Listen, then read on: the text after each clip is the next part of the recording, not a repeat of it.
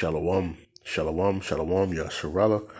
This is your boy, Brother Samuel, back at you with another quick edifying video, right? And today's lesson is going to be come dressed to the wedding, right? First and foremost, I want to give all praises, honor, and glory. I want to say Kahala Yahweh, Bahashim Mashiach, Yahushai, Bahashim Ruach HaKodesh, right? That's all praises to the Heavenly Father, whose name is Yahweh, and his only begotten Son's name, who you ignorantly call Jesus, whose name is Yahushai, in the Holy Spirit. Double honors to the apostles and elders of Great Millstone from Tahar on down, who have ruled well through the Spirit and has fed and edified the sheep in these last days, and has pushed this gospel and this truth to the four corners of the earth. Right? So, like I said, today's lesson is going to be called Come Dressed to the Wedding. Right? And I was just looking, just the definition of wedding. And it says a marriage ceremony, especially considered as including the associated celebrations. Right? But then I looked at, what is the difference between marriage and wedding? Right? And it says a wedding is a ceremony, whereas a marriage is a kind of bondage. This is the main difference between wedding and marriage. Wedding is an event that declares a couple as married. One of the important differences between wedding and marriage is that the wedding is a public event, whereas marriage is a private affair within a home, right? So just want to, get that out, right? And I think I'm gonna start with let's start with the parable, right? That Yahushua had, said, but we got to make sure that we're being dressed for this wedding, man. Right? We're dressed for the wedding. That way, we're prepared for the marriage, right? This is the book of Matthew. Let's get this. Chapter 22 and verse number 1, right? So I'm just gonna read this, right? It says. This is the parable of the marriage feast, right? So it says, and Yahushua answered and spake unto them again by parables and said, the kingdom of heaven is like unto a certain king which made a marriage for his son and sent forth his servants to call them that were bidden to come to the wedding, and they would not come, right? So, we know that Yahushua is the bridegroom, right? So it's like the marriage has been called, right? The wedding has been set up, right? But then our people don't want to come, man, right? Our people are wandering around here, want to do their own thing, right? It says again, he sent forth other servants, saying, tell them which are bidden, behold, I have prepared my dinner. My oxen and my fatlings are killed, and all things are ready. Come unto the marriage, right? Come unto the marriage, man. Right? He's bidden you Israelites, you so-called blacks, Hispanics, and Native Americans, to the marriage, man. Right? And we know that a marriage is a private thing, right? It's not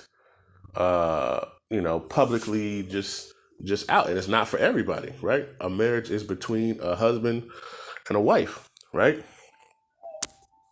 It says, but they made light of it and went their ways, one to his farm, another to his merchandise, and the remnant took his servant and entreated them spitefully and slew them, right? But when the king heard thereof, he was wroth, and he sent forth his armies and destroyed those murderers and burned up their city, right? And we know, even Yahushua said, our people, man, they were a rebellious people, man, right? They've killed the prophets, man. You know what I'm saying? So the ones who have come to bid them to the wedding, right? It says, but when the king heard thereof, he was wroth, and he sent forth his armies and destroyed those murderers and burned up their city, right? And guess what? That's what's going to be happening soon to Babylon, man, right? Babylon is going to be burnt, right, to smithereens, man. This place is about to be finito, right? And the murderers and the wicked, right? What does it say? Amos 9 10, all sinners of my people shall die by the sword, right? Verse number 8, it says, Then saith he to his servants, the wedding is ready, but they which were bidden were not worthy.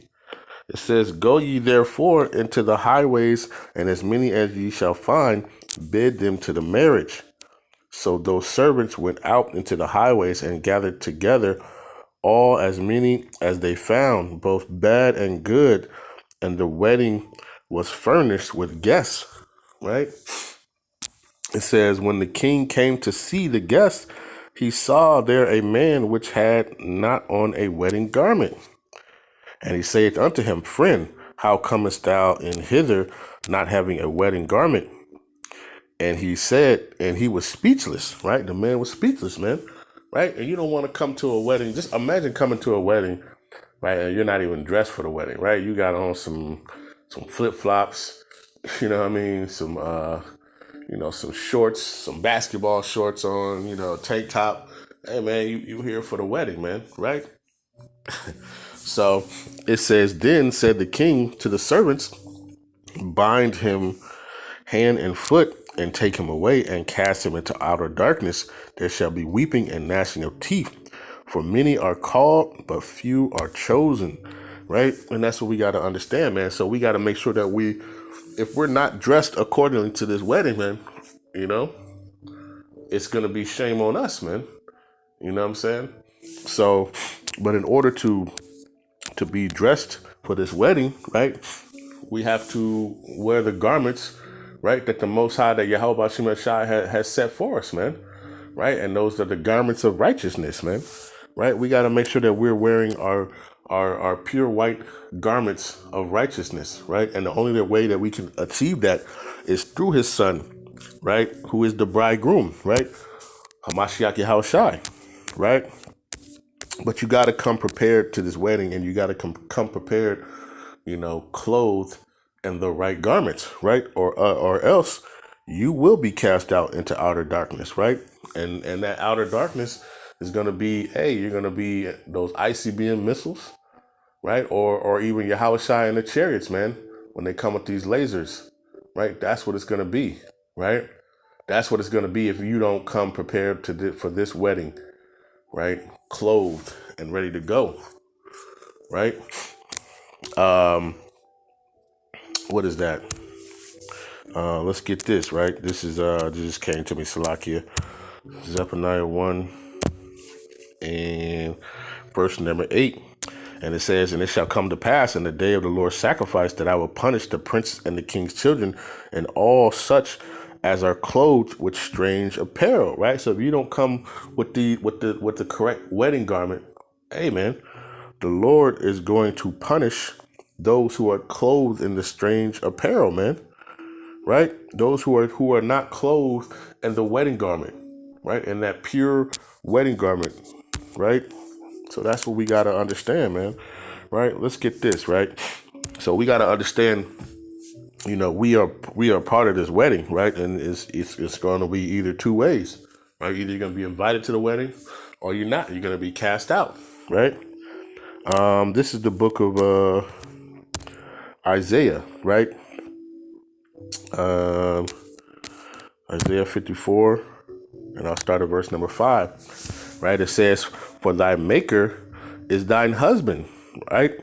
Yahweh Shema Shai of hosts is his name, and thy redeemer, the Holy One of Israel, the Most High of the whole earth shall he be called, right?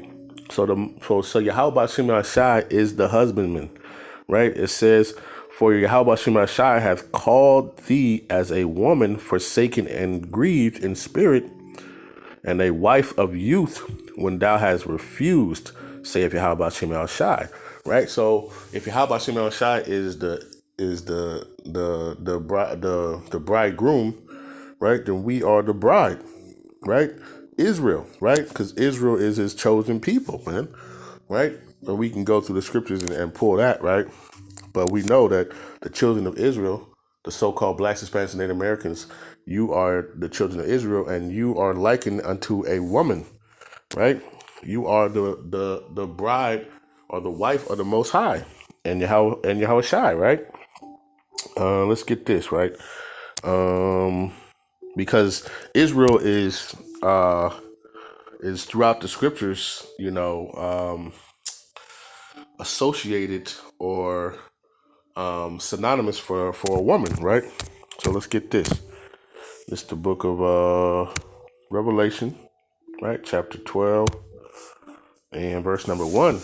It said, "And there appeared a great wonder in heaven, a woman clothed with the sun and the moon under her feet," right? And that woman, right, is talking about Israel, right? And the sun and the moon is that wisdom, knowledge, and understanding, because only the Israelites were given that the wisdom, knowledge, and understanding of the Most High, right?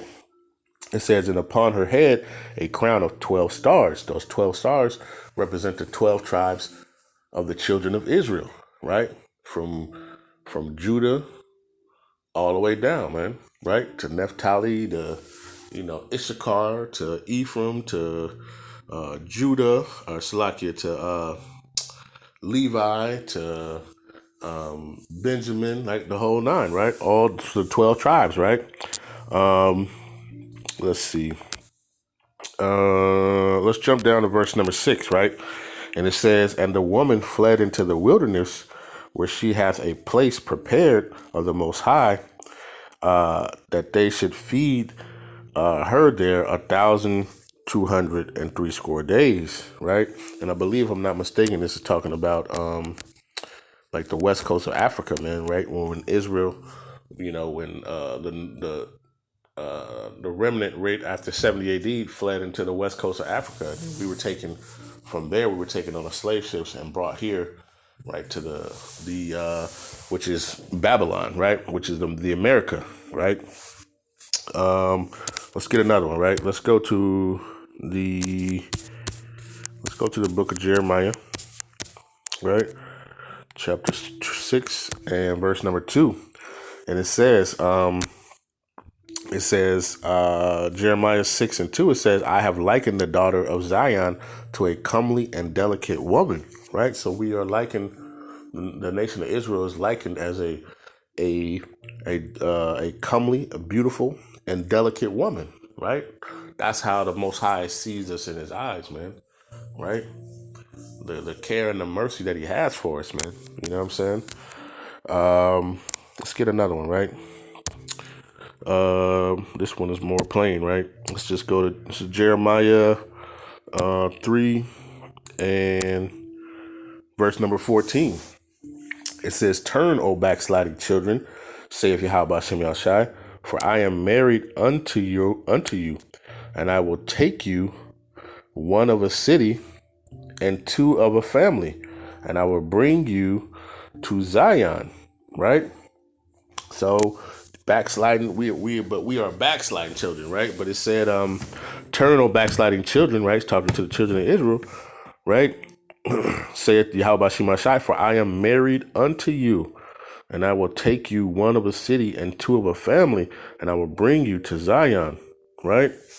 So right now, we are basically estranged, because of our wickedness and our rebellioususness to the Most High, man, that we have been basically cast out, right, of our house, right, of our dwelling, which is the earth, right? Because if you ultimately know, the earth was given ultimately to the Israelites, right? Let's get that real quick. This is the book of 2nd Ezra 6, and let's see if I just get to the point. I'll start at verse 54, right? This is the book of 2nd Ezra, chapter 6, verse 54. It says, "After these, Adam also, whom thou hast madest Lord of all thy creatures, of him come we all, and the people also whom thou hast chosen," right? And we know Deuteronomy 7 and 6, that Israel was those people that were chosen, right? It says, "All this have I spoken before thee, O Yahweh Shema Shai, because thou madest the world for our sakes," right? So the world, this earth was made for our sakes, right? That's our dwelling place. That's our house, man, right? Earth is our turf, right? And we were rebellious, and now we've been scattered all across, and this whole planet, man, right, in the lowest estate, right? Because now we have been, basically given, a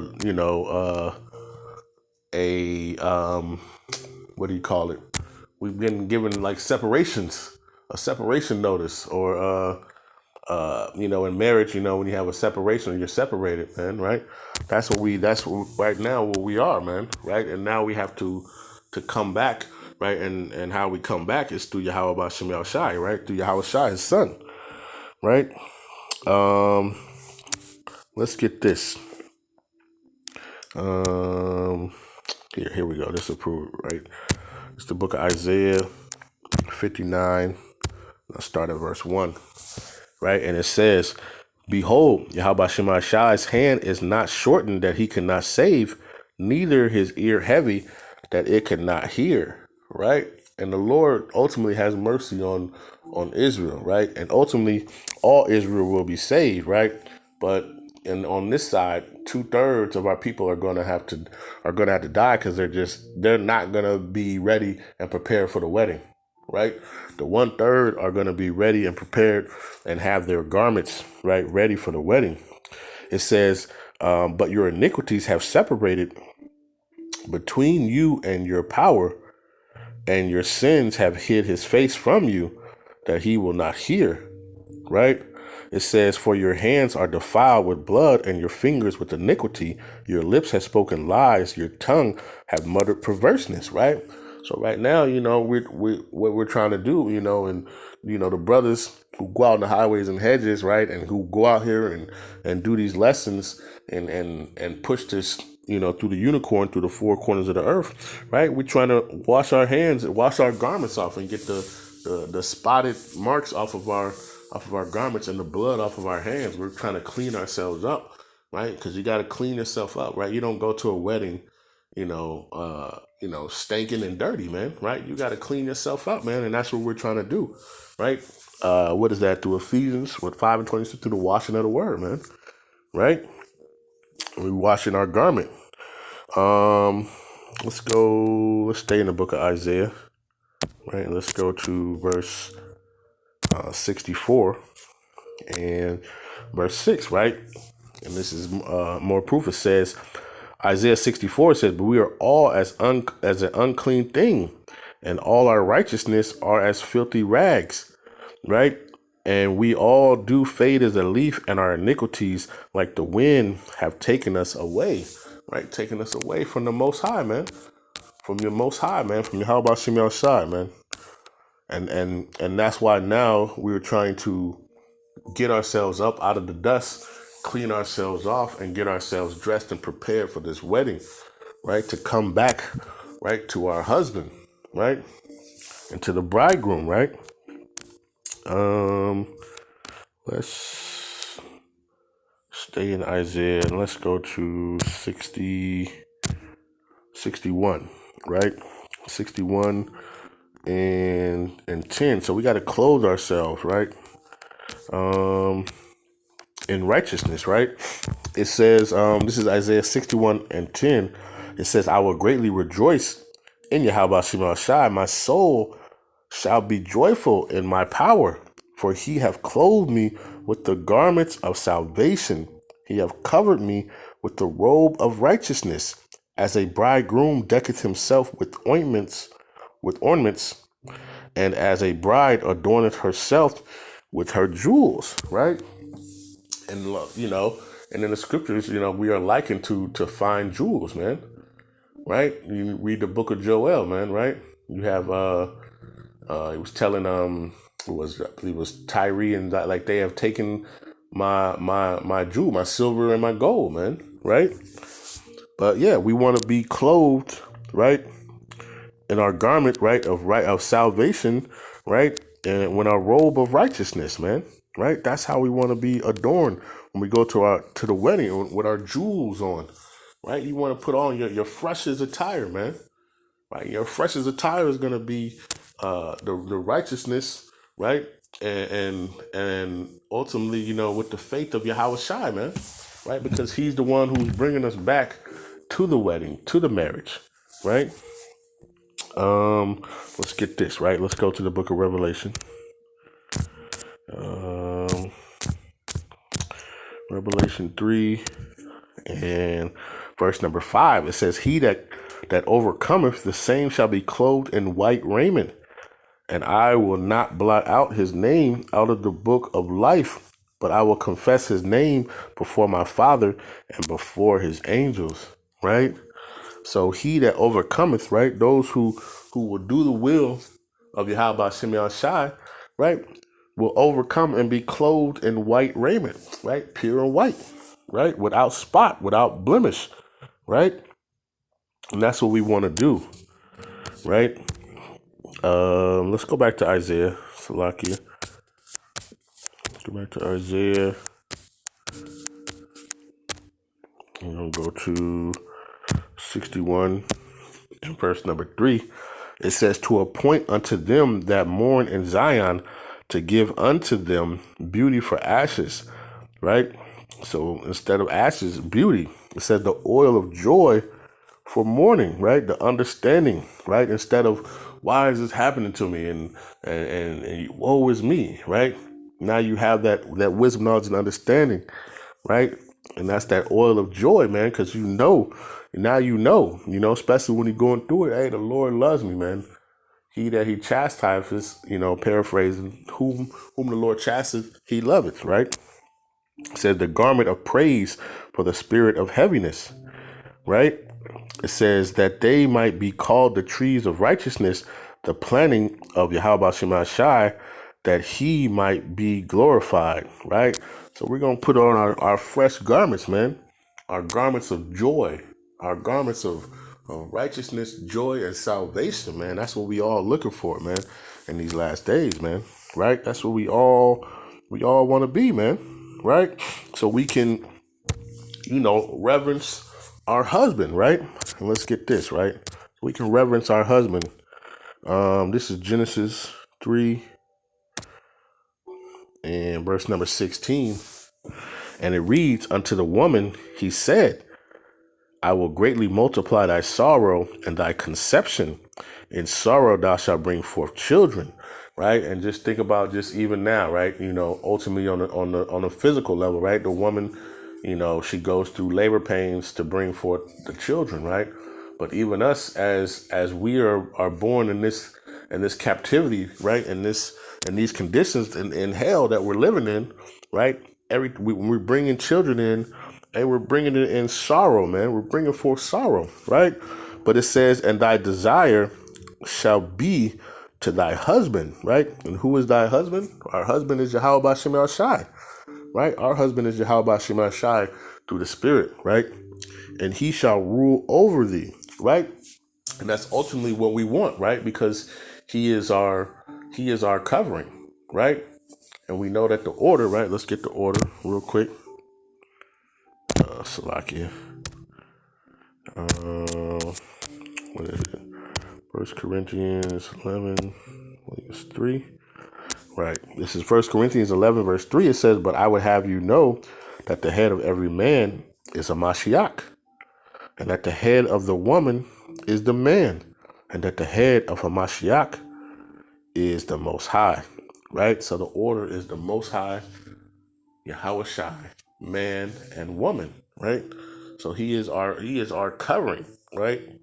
And ultimately he is our husband, right? Genesis 3 and 16, right? Again, and it says, and thy desire shall be to thy husband, and he shall rule over thee, right? And that's ultimately what we want, man. We want Yahweh Shem Shai, right? Who is going to rule in righteousness. We want him to rule over us, right? And we had to go through affliction and pain and sorrow to understand that we needed to come back to our husband, right? We needed to come back, right, to Yahweh Shem Shai, right? And now, guess what? Those who are going to be clothed in righteousness and have the white garments, right? Hey, their desire is going to be towards their husband, which is Yahweh Shem Shai, right? And that's what you can see now, right? And this awakening, right? All right, let's get another parable of that Yahweh Shai brought out, right? Let's go to the book of Matthew, right? Chapter 25, start at verse number 1, right? And this is called the parable of the 10 virgins, right? It says, "Then shall the kingdom of heaven be likened unto 10 virgins, which took their lamps and went forth to meet the bridegroom. And 5 of them were wise, and 5 were foolish. It says, they that were foolish took their lamps and took no oil with them," right? So they took their lamps, but they didn't have the understanding. They didn't have that. They didn't have that understanding, or that true doctrine, that true understanding. It says, "But the wise took oil in their vessels with their lamps." So the wise, right, took heed to the true understanding, the true doctrine, right, that was sent forth. And it says, "While the bridegroom tarried, they all slumbered and slept. And at midnight there was a cry made, Behold, the bridegroom cometh. Go ye out to meet him. Then all those virgins arose and trimmed their lamps. And the foolish said unto the wise, Give us your oil, for our lamps are going out." Right? And right now, hey, the bridegroom cometh, so you got to get ready. You got to get yourself prepared. You don't have time to be, it's going to be a point where you're not going to have time to be out here, giving your understanding out. The understanding has flooded this place. This wisdom, knowledge, and understanding has flooded this place, right? And you got some people who took a little bit, and then some people just took, and some people who are grasping it all, right? And those who are wise will try to grasp it all. But those who are foolish will only take a little bit of it and have a little bit, right? They don't have enough to continue on, right? It says, "But the wise answered, saying, Not so, lest there be not enough for us and you, but go ye rather to them that sell and buy for yourselves. And while they went to buy, the bridegroom came, and they were not, and they that were ready went in with him to the marriage, and the door was shut."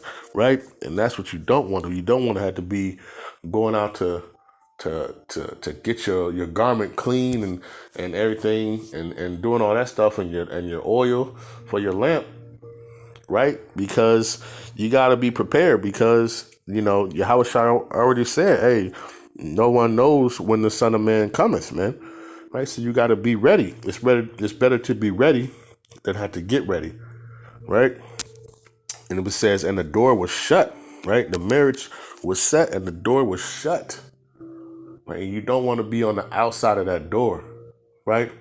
And ultimately, when those who go into the marriage, hey, you're gonna get beamed up into them chariots, man, right? And those other people, they're gonna be shut out of the wedding, who are gonna be left out, man, right?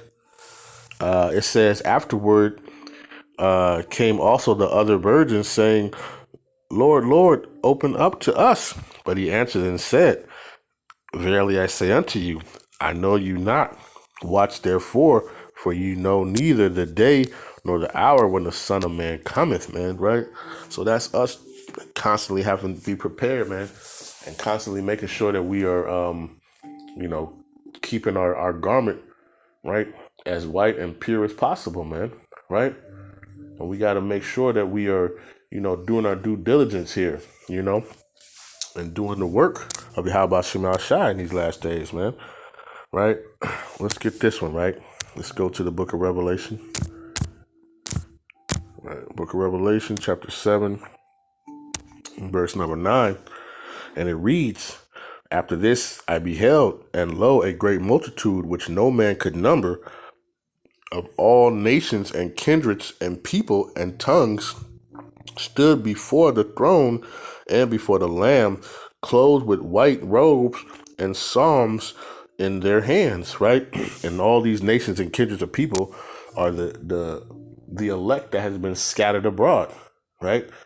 And these are all. This is all talking about the Israelites, those Israelites who were of the elect, right? Who were scattered into all nations and kindreds of people, man, and speak different, the tongue. They speak Spanish. They might speak Portuguese. They might speak Chinese, right? They might speak, who knows, man, right?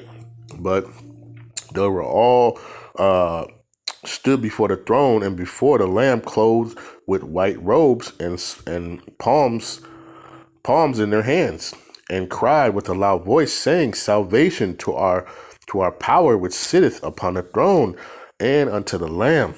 Right? It says, and all the angels stood round about the throne and about the elders and the four beasts, and fell before the throne on their faces and worshipped the Most High, saying, Amen. Blessing and glory and wisdom and thanksgiving and honor and power and might be unto our power forever and ever. Amen. And one of the elders answered, saying unto me, What are these which are arrayed in white robes? And whence came they? And I said unto them, Sir, thou knowest. And he said unto me, These are they which came out of great tribulation, and have washed their robes and made them white in the blood of the Lamb. Right? So who have put their trust and their faith in Yahweh Shem Shai, who have come through that great tribulation, right? Who have come through not receiving that MOTB, man, right? Who are not gonna wave on their faith, man, who are gonna stay uh uh with uh with the strength and dignity to continue on and put our trust and our faith in Yahweh Shem Shai to deliver us, man. Those are the ones who are gonna be clothed in the white robes, and we'll have them washed in the blood of the Lamb. The Lamb is Yahweh Shai, man, that perfect Lamb, right? All right, Slacky. Let's go to, got one more. Let's go to the book of Revelation. Stay in it, Slacky. Chapter 19. And let's go to verse number 6, right? So we got to make sure, man, we come dressed, right? What is it? It's Ephesians, what is it, 6, right? So we got to make sure that we are prepared, you know, to hold this thing out, man, and be ready for the wedding, right? And how are we prepare ourselves to be ready now? And we got to put on our armor. We got to put on our armor of righteousness, right? According to, like, I believe it's Ephesians 6, right? We'll get that. But this is Revelation 19 and verse 6, and it says, And I heard as it were the voice of a great multitude, and as the voice of many waters, and as the voice of a mighty thundering, saying, Alleluia! For Yahweh Shem Shai, thy power omnipotent reigneth. Let us be glad and rejoice and give honor to him. For the marriage of the Lamb is come, and his wife have made herself ready. Right? It says, and to her was granted that she should be arrayed in fine linen, clean and white. For the fine linen is the righteousness of the saints, and the saints are the Israelites, the so-called blacks, Hispanics, and Native Americans, right? And it says the marriage supper of the Lamb. It says, and he saith unto me, right, blessed are they which are called unto the marriage supper of the Lamb. And he saith unto me, these are the true sayings of the Most High. And I fell at his feet to worship him. And he said unto me, see thou do it not. I am thy fellow servant and thy brethren that have the testimony of Yahweh Shai. Worship the Most High, for the testimony of Yahweh Shai is the spirit of prophecy, right? So we can't do anything, you know, without Yahweh Shai, man, right? Yahweh Shai is our prophecy to help us to maneuver through, you know, all these wicked and trials and tribulations that's going to be coming in these future days, man. Right. So we must, you know, and he's our bride. He's our bridegroom. So he's going to be the one who is going to ultimately save us. We look for him for our protection, as a wife looks for her husband to protect her. Right. That's how we are as the wife of Yahweh Shem Shai, man. We're looking for our husband to protect us, man. We're not putting our trust in nobody else. We're not putting our trust in anything else, man. Right? We're putting our trust in our husband, who is Yahweh Shem Shai, right? And we got to make sure that we are clothed to do so, right? But in the, you know, right now we need to make sure that we are, you know, having ourselves prepared and we got ourselves, ready, right? So this is Ephesians 6:10. This is just an extra one, right? It says the whole armor of the Most High. It says, finally, my brethren, be strong in Yahweh Shem Shai and in the power of his might. Put on the whole armor of the Most High, that ye may be able to stand against the wiles of the devil. Right? It says, for we wrestle not against flesh and blood, but against principalities, against powers, against rulers of darkness of this world, against spiritual wickedness in high places. Wherefore, take unto you the whole armor of the Most High, that ye may be able to withstand in the evil day, and having done all, to stand. Stand therefore, having your loins girt about you with truth, and having your breastplate of righteousness, and your feet shod with the preparation of the gospel and peace. And above all things, take the shield of faith, whereby with you may be able to quench all fiery darts of the wickedness. Right? So we got to be fully clothed, man. Right? To be able to withstand, we got to put on our armor right now to withstand the wiles and the fiery darts, of the wicked.